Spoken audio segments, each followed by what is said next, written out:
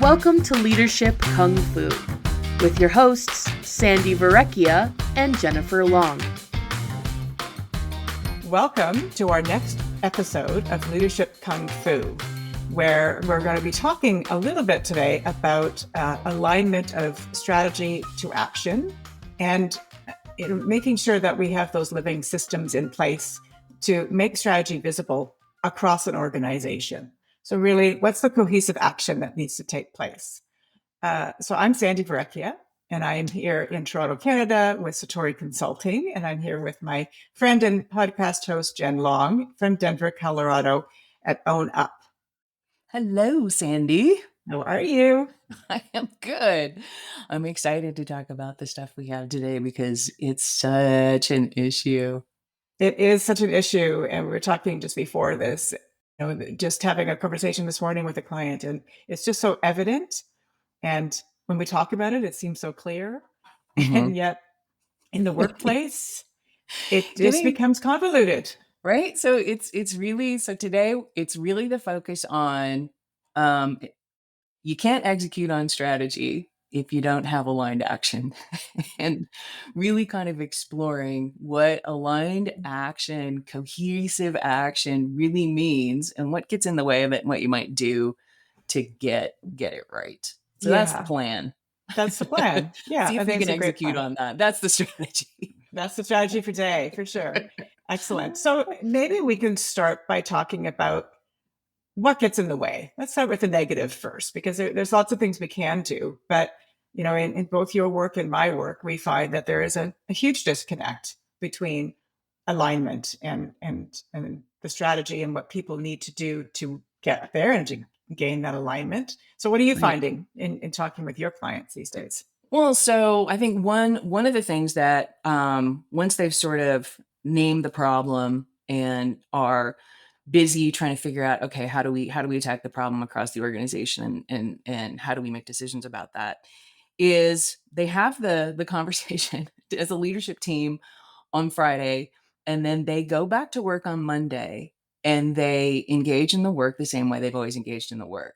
And so they're going to think to themselves, I've got ownership of the strategy. And so I'm in the marketing department and I'm going to go and do the marketing department relative to how I understand the strategy. And so that's what we'd call fragmented ownership, that just because I own the strategy for marketing doesn't mean that I am doing coherent actions that support and guide other actions across the divisions of the organization. Yes. We're not working in concert. We're working in silos. Right. And silos are a big thing. And communication is a big thing. And communication is really the only way that's going to break down silos. And I'm sort of thinking about that Friday meeting and sort of playing it out in my head of what it might look like. And it's probably something like marketing gives a little update of what they're doing. HR gives a little update of what they're doing. And finance gives a little update of what they're doing. What they're not likely doing is tying what they're doing to the overall strategy. So it's the busy work that they're doing, right? Yeah. And not talking about what do we need to do holistically to move the ball forward. And so it's like, what do I need to do in my area? What do my people need to do? And I think if you start broadening it and having those conversations that really start digging into, as a collective, what are we doing? Mm-hmm. Are we moving forward collectively? Mm-hmm. It shifts, right? Because your Monday morning get back to business might be different if you're talking about alignment versus just doing what you've always done. Right. So you've lost alignment when everybody's busy, but nobody's working on the same thing. Right. Yeah. And I think that's probably the case all the time, right? And so taking that time, and time is a precious commodity. We've talked about that a lot of times, but time's a real precious commodity. And so making sure that you're strategizing, I'm going to use the word strategy again. It's decisions, right? So how are we talking? We don't get together. We shouldn't be getting together and talking about what we're doing. We should be getting together and talking about the decisions we're making. Yeah. Yes. Right. And how we're making those decisions is really the the meat of are we all making the decisions that make sense together versus I'm making the right decisions just for my division based on what Right. I've been doing previously or how I'm interpreting this on my own.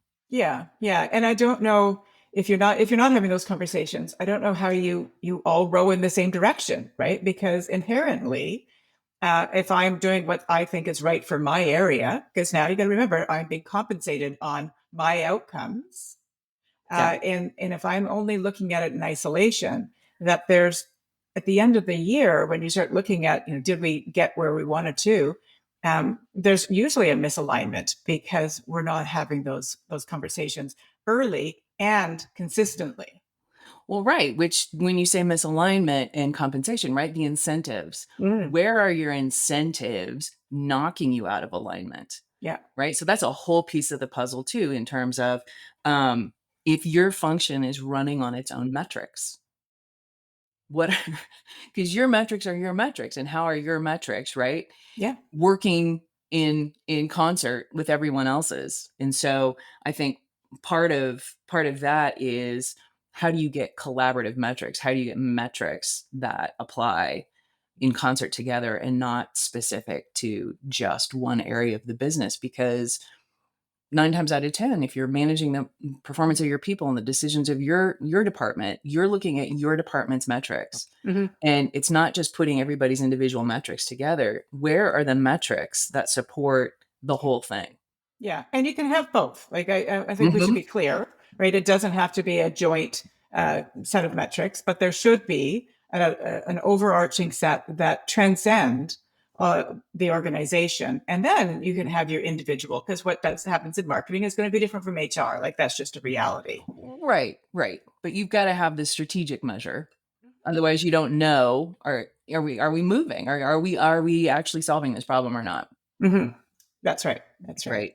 Right, right. So kind of readjusting your legacy scorecards or your budget structures. Mm, And if those are reinforcing silos, how do you reevaluate those or change them such that, right, your budget structures are more in concert, right? hmm. Because we talked about Mm, part of the issue is the reallocation of resources. And right. this is probably the number one sticking point of people not getting in concert together. No, because Is my budget's my budget. I'm not giving it up. I'm really turfy. Yeah. And strategy redefines the turf, Hmm. redesigns the map. And so you've got to move your players on the board to support the goals, right? It's like, where is it, where do we got to get, and how does that mean I move the players around such that we can move it forward? And that willingness to shut down some initiatives in your area and take those people and reskill them somewhere else. And those sorts of actions are part of what's really important. And where are you working in combination across to do something together? Yeah. And that sort of ties back to if you really are aligned on what the problem is, it's going to be easier to do some of that horse trading because you're going to be able to see what it is that you're giving up for the greater good. Right. When you can't see that, then there's protectionism and um, you know not willing to give up because you give up money once. We'd all been through budgets, right? You give up some money, you never get it back, right? Yeah. And if you're bonusing me on things that are very specific to my silo, of course I'm going to Mhm. protect that budget. Absolutely. Of course I am. Absolutely. Yeah. So it's Yeah. that bigger picture look.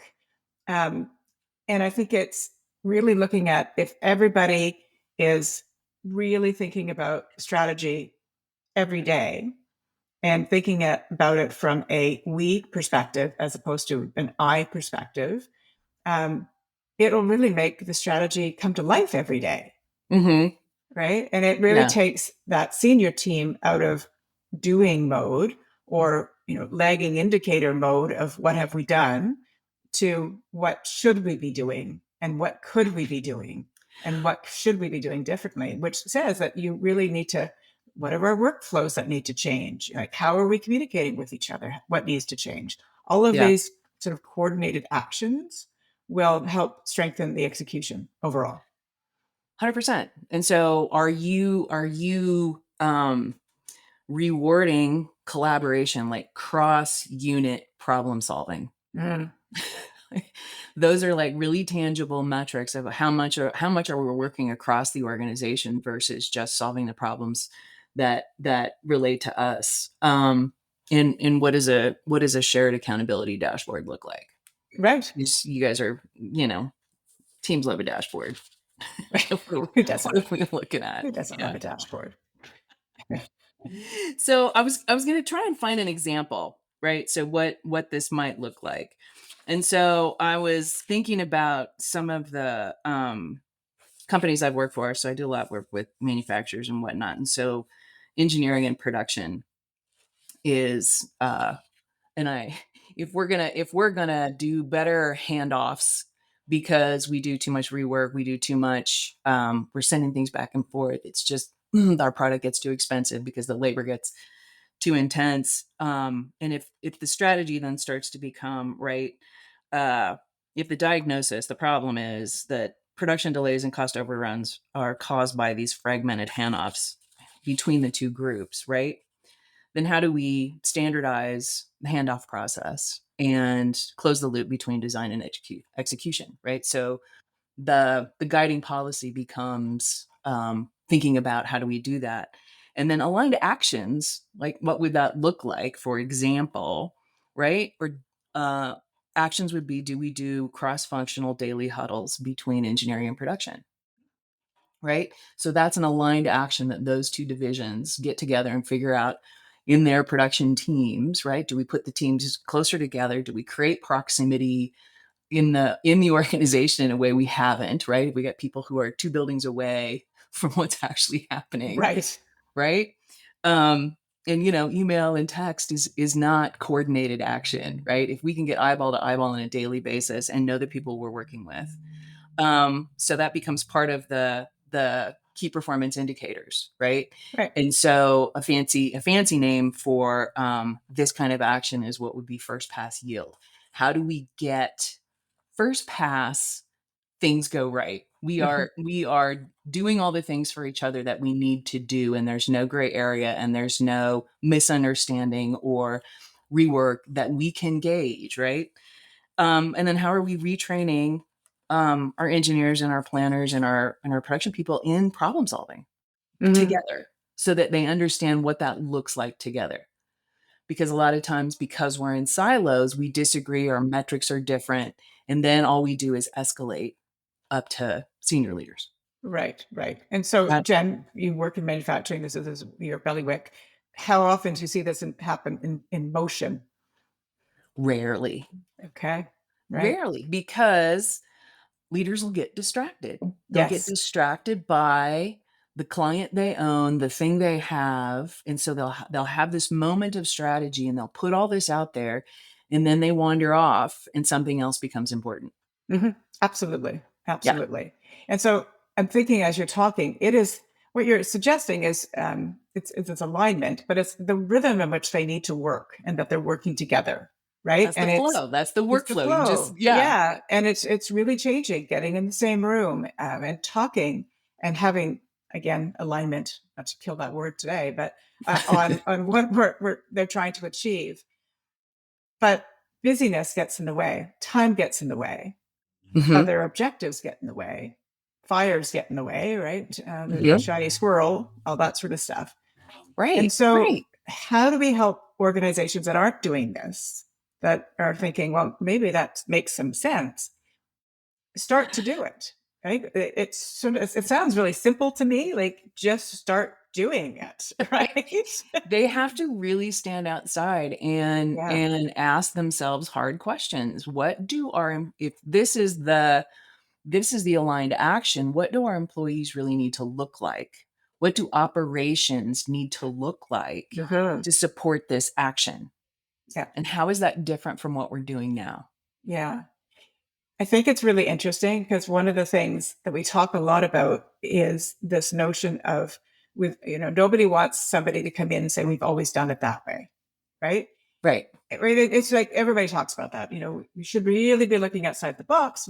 Color outside the lines, all those sort of things. And yet, as organizations, we don't take the time to actually do that. And Right. so, time well spent, I would suggest, in really looking outside in at what could be done differently for a different outcome. Well, right. And it goes to, we don't question policy, right? We don't question standard. We had a standard, and this was a standard that worked whenever we needed the standard. Now it's not working. Mm. And that if there are policies, so, I part of manufacturing is they've got all kinds of compliance standards and this and Sure. that and the other, right? And to really question all those standards and look at those hard and bring the people in the part of the organization that have that expertise and understand that and can say, we can renegotiate that standard. Mm-hmm. We can renegotiate that policy. Don't act like it's, but I think people feel like they're constrained at times in ways that they don't question because it says policy, because it says Yeah. compliance, because it says all these things. And what you have to realize is that things change over time. Sure, And they as do. things move forward, just because it's been this compliance standard for the last 50 years, why are we not asking the question? And can we negotiate that? And what power do we have to impact some of the guardrails that are restricting us in ways that don't help? Mm-hmm. Because chances are your clients, the people you serve, right? They want where you're trying to go. And they want it faster and cheaper and better. For sure. Yeah. Yeah, I think, it sort of leads me to think about the people that you have at this table. So to give an example of something that happened this week, actually, where an organization had their mandate was defined for them 35 years ago. Very restrictive, sort of ministry, government based. Mm-hmm. They have an opportunity now to redesign it. So 35 years of working in the same way. And real heated debate about we cannot change because, it wasn't we've always done it this way, but essentially we're hogtied or whatever it is by this mandate. Couldn't see that the mandate is now it can change. And so do we have the right people at the table when you're having these discussions to say what are the possibilities? Because I think that's the other thing is we need to make sure that the right people are at the table to have these conversations, people that are innovative, people that think forward, people Right. that Right leader, right time. Have we got somebody who can see something you can't see? Yeah. Because leading really is about seeing. Like I can Mhm. see a way forward. You guys we just gotta have a conversation. And if you're not willing, right? And leading is about change, and leading is about we talked about that before. That if you're unwilling to drive the level of change your organization needs, if you're unwilling, step aside. Yeah. Yep. Yeah. Or, and so, so that's another thing. I think people get in the way of Mhm. allowing these things to happen and happen well. They get in the way of our rhythm of getting things done. Yeah. What else? Well, so this also goes to alignment challenge, right? So Mm. like blinders on or truths that are no longer truth that you just Yeah. can't get your paradigm shift going, right? But also the leadership drift Mm-hmm. of chasing new priorities. Like I feel like leaders do not let strategy, they don't give it enough oxygen to get momentum to see if it's going to work. I would agree. And so having a real conversation around timing and expectations around timing. And if you're actually doing strategic work and you're talking about it, and you've got collective metrics, you should be able to see things in a different way. And if you've got the aligned actions and you've got the aligned metrics, you're looking at the right thing as opposed to looking at everybody's individual metrics and wondering why nothing's changed. Mm-hmm. And then going, well, the strategy's not working. Right. Yep. Right. And the impatience for something, right? How much time is the right amount of time before you can get an itchy trigger finger about doing the next thing? Mm-hmm. Yeah. And And so, that leaders, I think, are the number one. They'll shoot their own strategy down before they give it a chance to breathe. Mhm. yeah. And I wonder if it's just because a lot of the times we are operational. We talk a lot about strategy, Mhm. but we are operational at the core. And Yeah. so it's easy to slip into operations, full tilt than Yeah. to actually stay up here where maybe it feels like we're not moving the needle. And so, Yeah. I think that's always a big thing when you move from like mid-level to like senior level is it's hands off and it doesn't feel the same. You don't no, feel like things are happening because you don't have a checklist and you don't have the tactical responsibility that you did. And so the work doesn't feel the same. And so all of a sudden, I was in a conversation with a client the other day who were talking about doing assessments and not doing a cognitive evaluation. And I was like, hang on a second.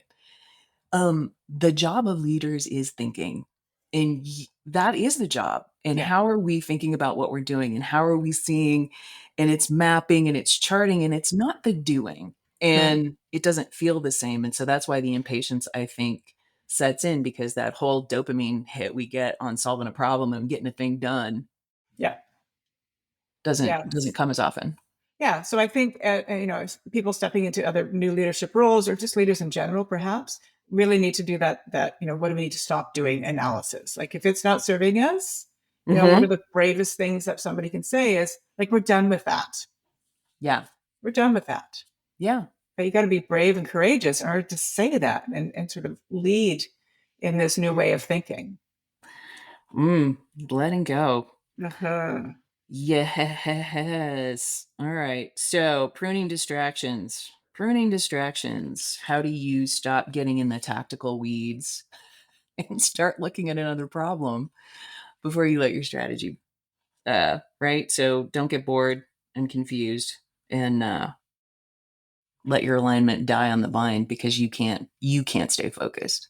Right, right. Well, I think going back to the meetings that we talked about earlier, if you're talking tactics all the time and what you just did versus what you're going to do and how it aligns, like the language needs to change within organizations in order to keep it alive. And it's Mhm. not just the leader at the top that needs to sort of push it down. It has to be owned by everyone. Mhm. And that it goes back to that communication piece, right? Are we having good, solid meetings where we are communicating about that joint strategy and how we're furthering it versus what we've just finished doing and checking that off our list? It's Right. The very much a communication, mindset shift. communication, clarity, clarity, clarity. Can people repeat back to you what is the strategic objective? What is the Yeah. strategy? Can I understand that and say that to you? All the way down, up and down my organization in the same kind of sentence, right? So Mhm. there's no variation, there's no drift and shift. And how are you guys talking about it? Which, goes back to that whole capacity to do strategic work. Are we talking about how overwhelmed we are, or are we talking about what we're doing today to meet the strategic objective, Right. Right. Probably right? the first. And I think, we've talked about this whole notion of duplicate efforts and conflicting priorities. And I think really at the end of the day, um, it might feel to some that nobody owns the strategy or nobody owns the whole of it because we're all sort of in it together. And so how do you build and sort of knit it together so that everybody feels like they're part of it and not just nobody really owns it? I Yeah. think Well, that's a and difficult that's thing. well because we get together and we talk about the day-to-day results. We get together and we talk about where are you on this, where are you on that. We don't get together and talk about strategy on a regular basis, right? When we are and what does that mean at every layer, right? Top team strategy, what are they doing and how are they looking at where do we need to pivot, whatever that is. Mhm. But how are all your directors and managers and first line managers creating opportunity for strategic conversation, so they're talking about strategy Yep. and they are relating the day to day, the plan of the day, how is this impact, right? And then at the end of at the end of the month, right, let's look at the where are we talking about our KPIs that are in concert? Mhm. Mhm. Yeah. Yeah, because if you're talking about your individual KPIs, you could do that with your direct manager, right? That's Mm-hmm. sort of the time and place for that. In Mm-hmm. these other meetings, these cross-functional meetings, it really should be about the organization drivers Mm-hmm. and what they are and how we are actually moving. And if you start sort of doing that, the Mm-hmm. natural flow, the natural cadence is to say, we need to put more resources here and take them from here in order to make it happen. And again, that will ebb and flow depending on what it is that you're trying to achieve at any given time. Right. Um, Well, and so part of the strategic conversation you're having at the lower level is when you're reallocating resources, people feel like they're losing jobs. yeah. They feel like they're losing work. They're like, what does this mean for me? What do you mean I'm no longer doing this? Because when you stop doing some projects and you reallocate or you, right, those people are the ones who are going to execute. And so your conversation and clarity around what this means for them and how that's going to go is part of the strategic work. And buy-in is so really important. I'm not talking about buy-in at the lower level. I'm talking about the same language is being used across the leadership team to talk about it, right? It's sort of like the board level when, I might vehemently oppose something, but if the board says it's going to happen, I need to, buck up and move on, right? Right. And that has to happen. It has to happen. And it just, I'm laughing because this is another alignment killer, buy-in, because people confuse buy-in for agreement. Right. And we aren't looking for agreement. We are looking for commitment. Yes. Are you willing? Here's what's happening, right? And that's the clarity part is, let's be clear. I'm not looking for you to agree. You might love your job. You might love what you're doing. You might love this project.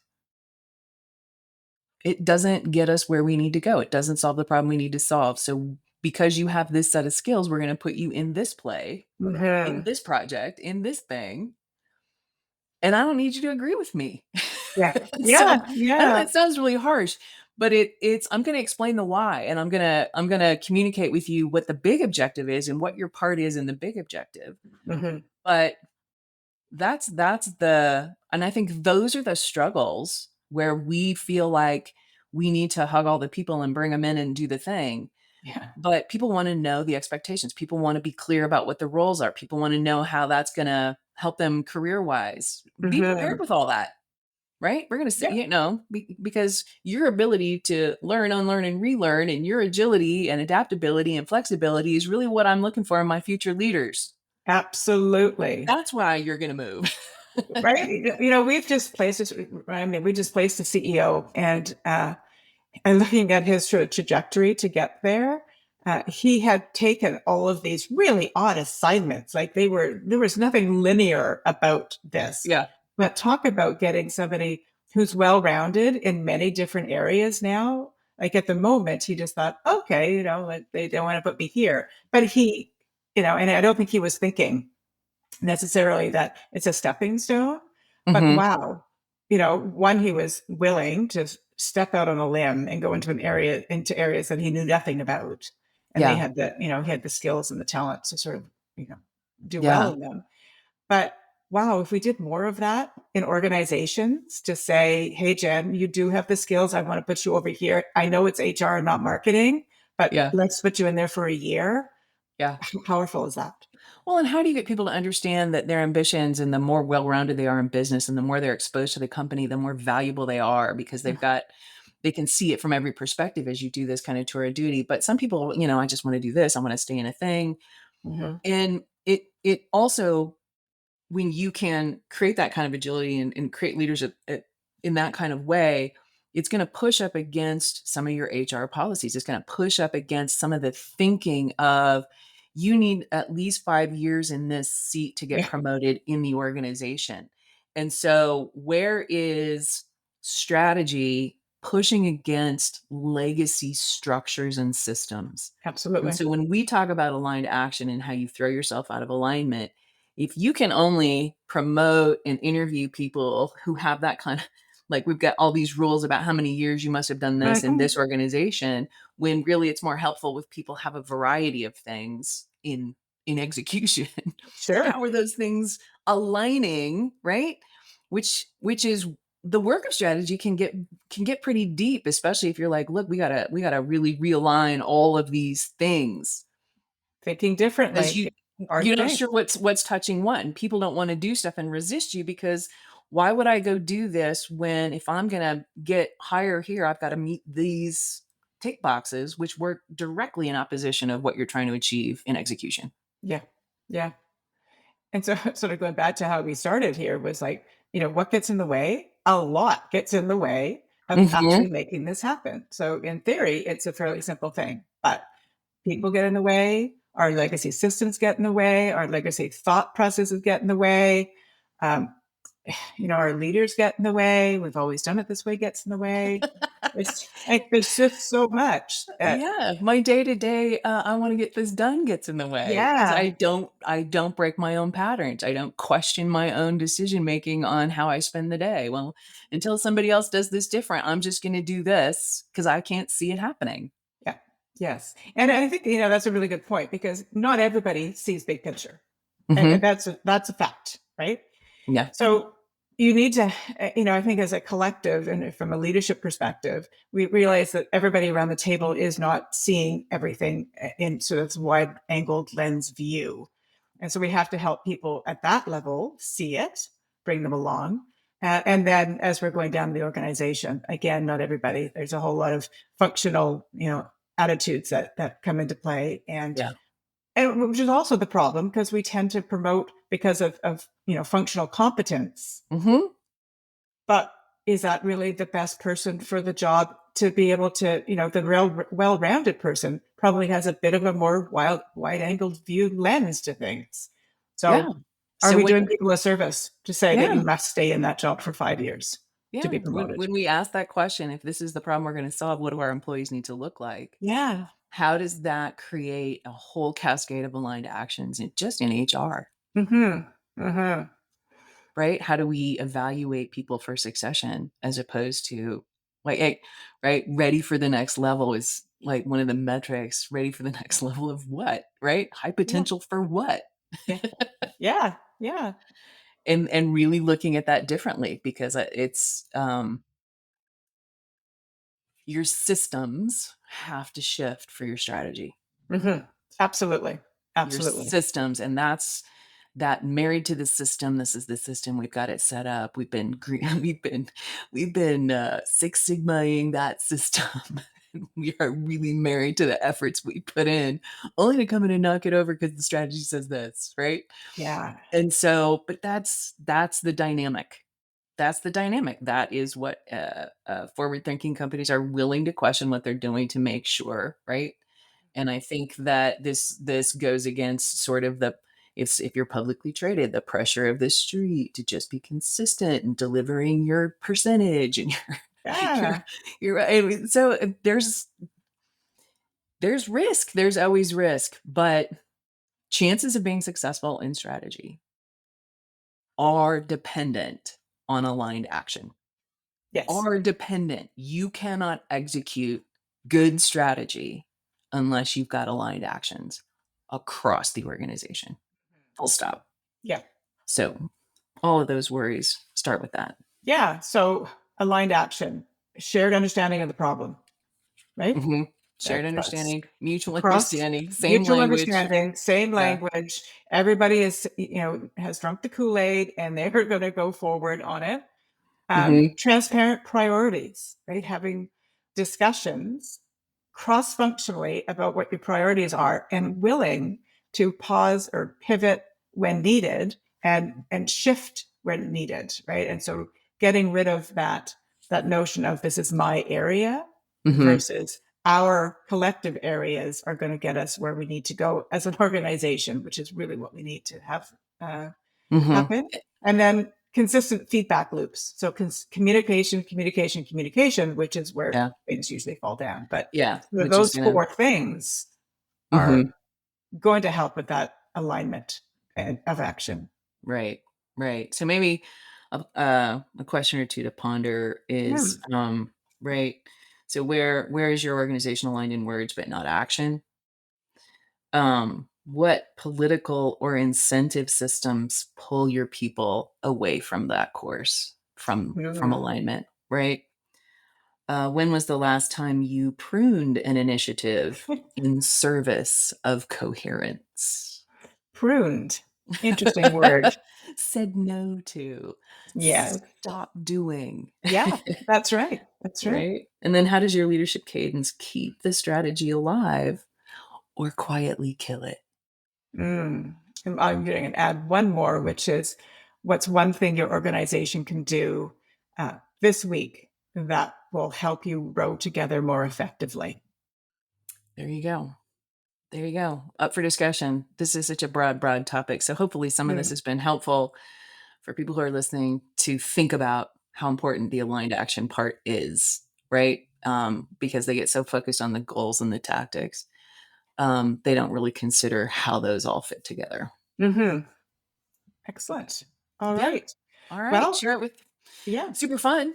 Super fun. Yeah, no, share it with your people for sure. And send us any questions and comments. We like comments. Anything else that you'd like to hear from Jen and I in terms of the Leadership Kung Fu podcast? We're happy to rant about anything, really. Yeah, all the things we were sort of having conversations with all the time. Love it. Mhm. Love it. So good to see you. Looking forward to the next one. Whatever that's going to be, we're going to figure that out. We'll let you know. Yes. Okay. Awesome. Thanks, Jen. Thanks. Thank you so much for listening. You can check out Sandy's website at satoriconsultinginc.ca. That's SATORI Consulting INC.ca. And you can check out Jen's website at accountabilityatwork.com. If you like what you hear, let us know by leaving a review on your favorite listening platform. Thanks again, and we'll see you next time.